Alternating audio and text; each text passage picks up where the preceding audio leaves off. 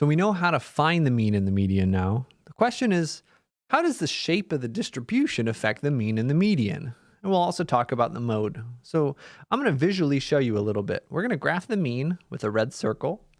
We're going to graph the median with a blue square. We'll graph the mode with a green star. So for a symmetric distribution, if something's perfectly symmetric, the average is right here. The median, well, half the data should be to the left, half of the data should be to the right. Yeah, the median's going to be in the same spot.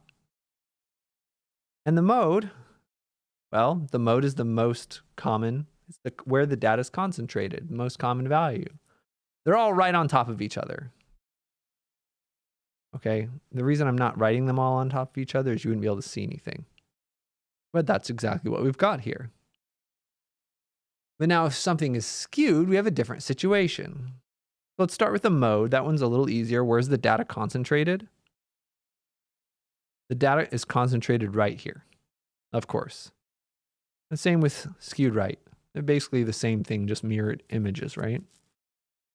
So here, hold on. Let's summarize this before I get distracted. For symmetric distributions, they're the same. The mean is equal to the median. Or if it's roughly symmetric, then they're close to equal. And the mode, we'll graph it, but that's not as interesting, so we won't make any big conclusions about that. But if data is skewed to the left, if we have some big outliers over here, we got a lot going on the left, remember that really is going to pull the mean away. Okay, so it's not going to pull it that far, maybe. But who knows? The mean gets pulled way to the left, just like in that last example, right? We added an outlier, and the mean got a lot bigger.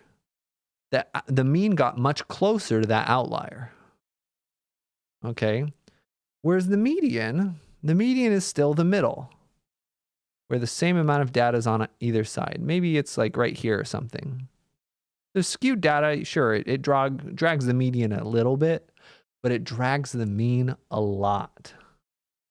Okay, so if it's skewed to the left, the mean is actually less than the median.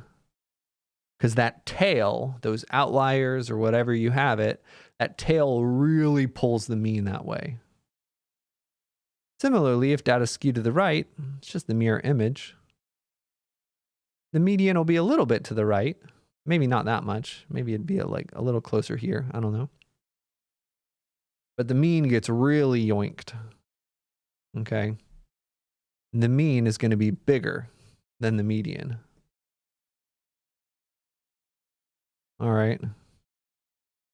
So these are the things to watch out for. And kind of, well, I don't want to spoil it, but if you think about when the mean is more useful and when the median is more useful, start thinking about that. But let's do another example before I give you all spoilers. If we look at a dot plot, okay, so here's a great dot plot, and we actually are kind of putting these into bins as well. Here's a great dot plot showing the box office earnings from Hollywood movies. What's the shape of this graph? Well, it's skewed to the right. If we did, if we tried to find the shape, it kind of looks like this. It is skewed to the right. Woo! All right. It's skewed to the right. So we know if it's skewed to the right, the mean's going to be a lot bigger. These crazy outliers, these box office hits, if I knew about movies, I'd tell you which ones they were. Also, this is probably an old graph. These guys are messing up the average. Okay? So the mean is going to be a lot bigger for this data set.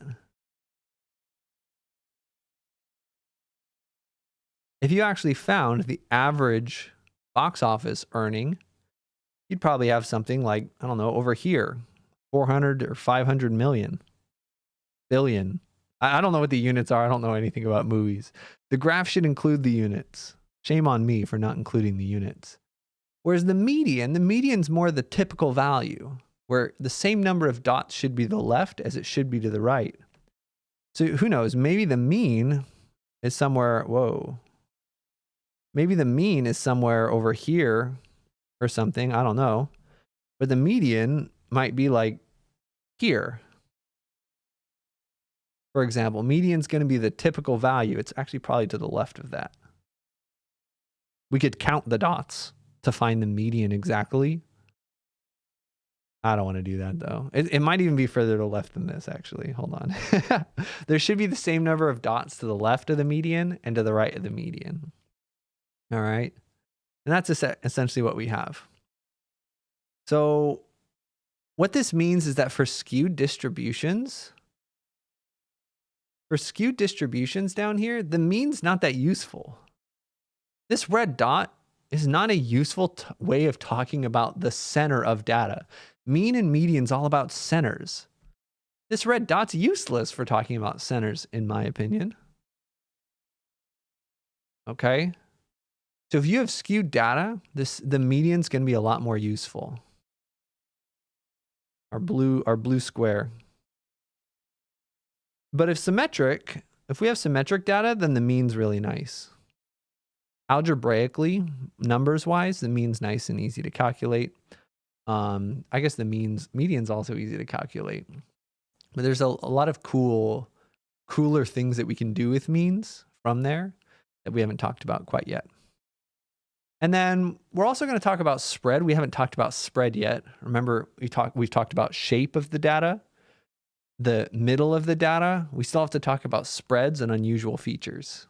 Okay. Well, when we talk about spreads, there's going to be two different ways of talking about spreads as well. And so that's where we're going to be going after this. And you have that to look forward to. But the short answer is standard deviation will be for symmetric and IQRs will be for skewed. Take it easy.